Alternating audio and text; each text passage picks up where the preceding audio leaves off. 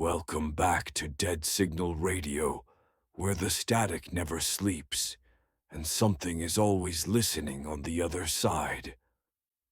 Tonight's broadcast comes from a room you've never booked, but one that's been waiting for you. This is the story of a man who checked into a roadside motel and discovered a mirror that didn't reflect him.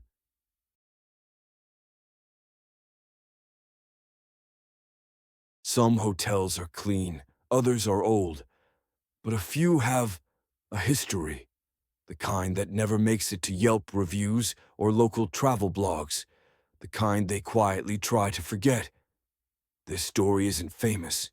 It was posted on an obscure message board for night shift workers, and then quickly deleted. But I saved a copy. James had been traveling for work, just another conference in another dull city. He worked in corporate IT, the kind of job where you know airport terminals better than your own apartment. It was late when he arrived. He was tired, hungry, and irritated that the hotel his company booked had only one room left, and it wasn't the best. Room 305, end of the hallway. The front desk clerk had hesitated just slightly before assigning it. And even though James was too tired to care, he noticed the pause. The room itself seemed normal at first glance. 2 queen beds, dated decor, a weird smell of bleach and old fabric, and a large mirror across from the beds. But James didn't think much of it.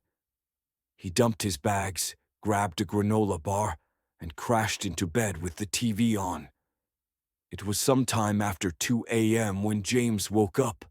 The TV was showing static, the old kind with fuzzy black and white snow. He grabbed the remote, turned it off, and lay back down. That's when he noticed something. The mirror across the room. It looked darker. Not because of the lighting. There was a faint hallway glow from the bottom of the door, but the mirror seemed to absorb it, not reflect it.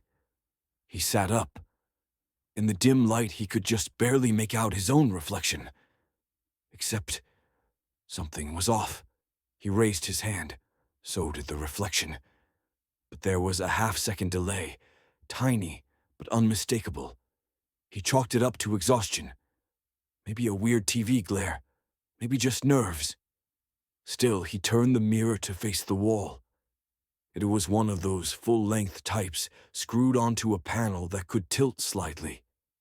Then he went back to bed. The next day passed without issue. James attended his meetings, had drinks with a colleague, and got back to the room around 11 p.m. The mirror was still facing the wall. He hesitated, then slowly tilted it back toward the room. Nothing strange, just his own reflection now. Still, that night he couldn't sleep. There was a sound, faint, irregular, like someone tapping a finger from inside the wall. Tap, tap, pause, tap, tap. He stood up and put his ear against the mirror. Silence. He even knocked lightly. Nothing. He laughed at himself and climbed back into bed. But just before he closed his eyes, he glanced at the mirror one last time. His reflection was smiling. He wasn't. James didn't sleep the rest of the night. The next morning, instead of going to the conference, he stayed behind. He started searching online for the hotel name, the room number, anything unusual. After a few hours, he found a buried post on an old form, a traveler who'd stayed in room 305 in 2008. The post was simple. If you stay at the Maple Crest Inn, avoid 305. There's a double mirror. Someone's behind it. Watching. The user never posted again. Account deleted. That evening, James returned to the room and took a closer look at the mirror. At the very bottom edge, just beneath the frame, was a tiny gap. Maybe the width of a credit card. He grabbed his phone flashlight, got down on the floor, and peered upward. What he saw made his skin crawl. Behind the mirror was another room. Tiny, cramped, dark. There was a folding chair, a pack of cigarettes, and what looked like an old camcorder pointed through a peephole. The mirror was two-way glass. Someone had been sitting behind it, watching. James backed away fast. He grabbed his phone and called the front desk, asking, as calmly as he could, if the room had ever been renovated. There was a pause. "Sir, are you in 305? James froze. "Yes." The voice dropped to a whisper. "Please pack your things. I'll send someone. Don't open the door for anyone else. No one." Within 10 minutes, a different staff member, not the man who checked him in, arrived with hotel security.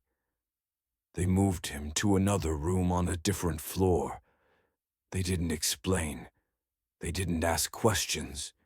They just took the key and left. That night, James stayed up, staring at the ceiling, wondering what would have happened if he hadn't turned the mirror. A few weeks later, out of morbid curiosity, James checked the hotel's website. Room 305 was no longer listed.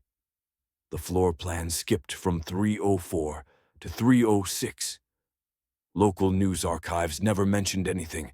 No police reports, no arrests, nothing.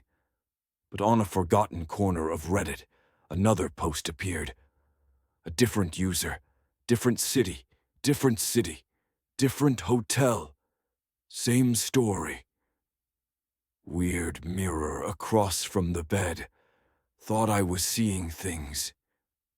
But last night, I watched myself sleep, and I wasn't moving. Some doors should never be opened, but once you do, something always follows you back. If this story sent a chill down your spine, give it a like to let us know you survived. Subscribe for more tales that lurk in the shadows. And don't forget to hit the bell so you never miss what's waiting in the dark. We'll be watching.